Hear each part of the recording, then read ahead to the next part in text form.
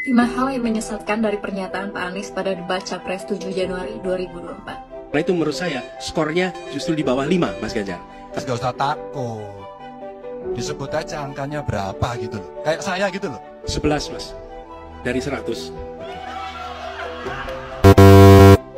Pertama, pernyataan Pak Anies yang mengatakan skor Pak Menhan berada di angka 11/100 ini tentu salah karena Pak Menhan telah berhasil membawa Indonesia menjadi peringkat pertama di Asia Tenggara dan peringkat ke-13 di dunia. Peringkat ini dirilis oleh Global Firepower yang mengukur kemampuan Indonesia dari SDM-nya, SDA-nya, kemampuan personil, dan kapabilitas perang dari Angkatan Darat, Udara, dan Laut. Sehingga Pak Menhan bisa dikatakan sukses membawa Indonesia menjadi nomor 1 di Asia Tenggara.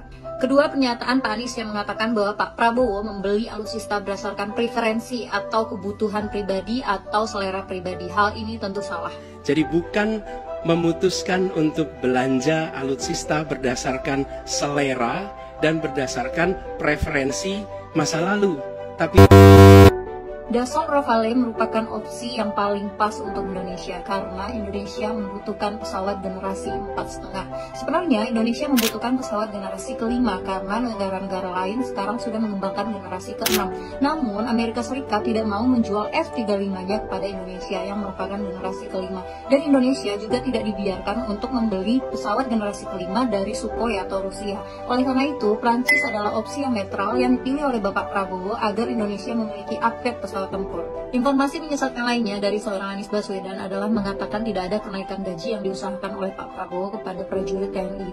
Hal ini sangat salah karena pada tahun 2019 kenaikan gaji dialami oleh TNI dan Polri sebanyak 5%. Dan tahun 2024 ini Pak Prabowo juga mengusahakan kenaikan gaji TNI Polri sebesar 8%. Oleh karena itu Pak Anies Baswedan harus melihat data dulu sebelum omong-omong. Hal lainnya yang menyesatkan dari Anies Baswedan adalah mengatakan bahwa pertahanan negara tidak ada yang perlu dirahasiakan. Hal ini sangat salah. tidak ada yang perlu dirahasiakan.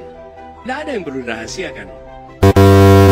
Bapak, pada tahun 2008 keluar Undang-Undang Nomor 14 yang menyatakan bahwa pertahanan negara merupakan aspek strategis yang mesti dirahasiakan, terkait strategi, terkait kemampuan, dan terkait taktik, dan juga terkait intelijen. Oleh karena itu, pertanyaan Bapak yang mengarah untuk Pak Prabowo membuka rahasia negara itu sangat salah dan tidak negarawan sama sekali. Pernyataan menyesatkan Pak Anies Baswedan lainnya mengatakan bahwa 700 triliun anggaran Kemhan hanya digunakan untuk membeli alutsista bekas.